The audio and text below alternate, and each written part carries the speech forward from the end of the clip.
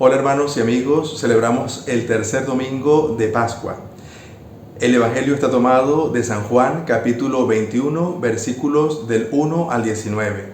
En esta tercera aparición de Jesús resucitado a los apóstoles, no se nos narra una jornada de pesca meramente, sino sobre todo la misión de la Iglesia que tiene vigor y fuerza si Jesús resucitado está en medio de ella. Todo este pasaje está elaborado en clave teológica y en un lenguaje figurado, es decir, cada palabra y cada expresión tiene un sentido específico. Y de esta manera toca tres puntos importantísimos en la vida de la Iglesia, como lo son el discipulado, la Eucaristía y la misión. Veamos los diversos elementos que tiene esta narración y vamos distinguiendo la simbología que nos va transmitiendo una enseñanza teológica. En primer lugar, se nos dice que Jesús se manifestó resucitado a los apóstoles. Al igual que en las bodas de Caná, ahora Jesús también manifiesta su gloria, pero ya definitiva porque ya ha resucitado. También se nos nombra 7 discípulos que están en esta escena.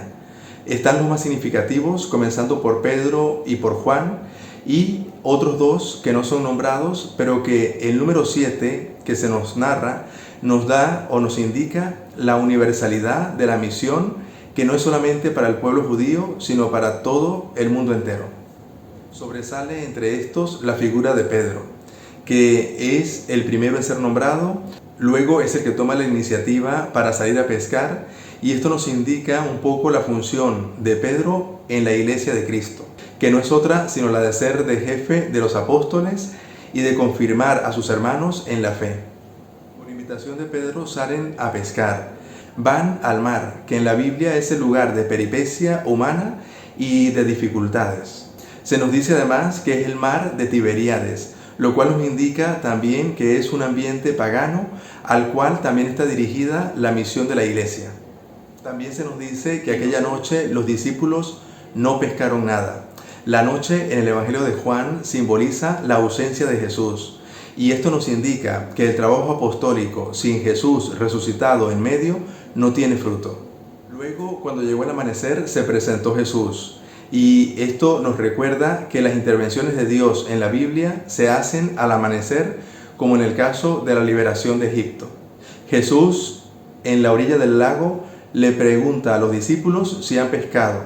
Y ante la respuesta negativa de estos, les invita a que lancen las redes a la derecha para que puedan pescar. Y estos obedecen inmediatamente a Jesús y recogen una gran cantidad de peces.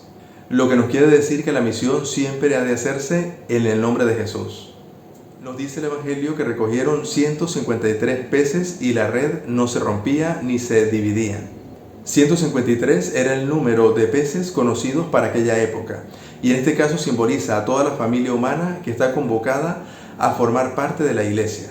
Por otra parte, entre todos los discípulos, solamente Juan es el que reconoce que aquel hombre es Jesús. De esta manera destaca Juan como ejemplo de discípulo, como ejemplo del seguimiento de Jesús, que sabe reconocer al Maestro. Una vez que el discípulo amado reconoce a Jesús, Pedro se ciñe la cintura y se lanza para encontrarse con él. Con este dato de que Pedro estaba desnudo, el evangelista nos dice que todavía no tenía la actitud de servicio, que al igual que Jesús se había ceñido la cintura en el lavatorio de los pies, pero que ahora sí está preparado para encontrarse con Jesús resucitado y ponerse a su servicio. Por otra parte, el resto de los discípulos rema hasta la orilla y lleva los peces que han recogido, y se acercan, convocados por Jesús, para participar de una comida de pan y pescado que nos recuerda, por una parte, la multiplicación de los panes y que evoca el don y el misterio de la Eucaristía, que es el centro de la comunidad cristiana.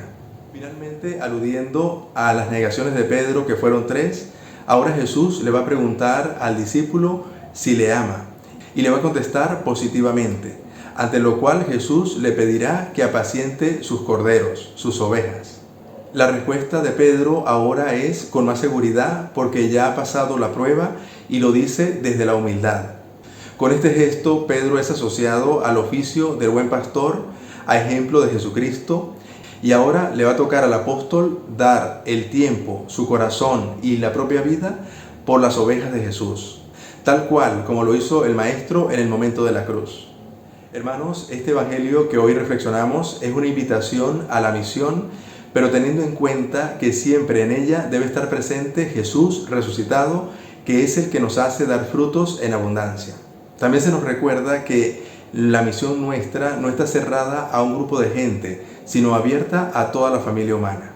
El apóstol Juan nos da un ejemplo de seguimiento, pues sabe reconocer a Jesús, pero también Pedro y los otros discípulos nos dan un ejemplo de cómo tiene que ser el discipulado y la misión en la vida de la iglesia, que tenemos que hacer caso de las palabras de Jesús y ceñirnos la cintura para servir a nuestros hermanos. Además, nos invita a reconocer a Jesús en el sacramento de la Eucaristía y a encontrar en ella el centro de nuestra vida.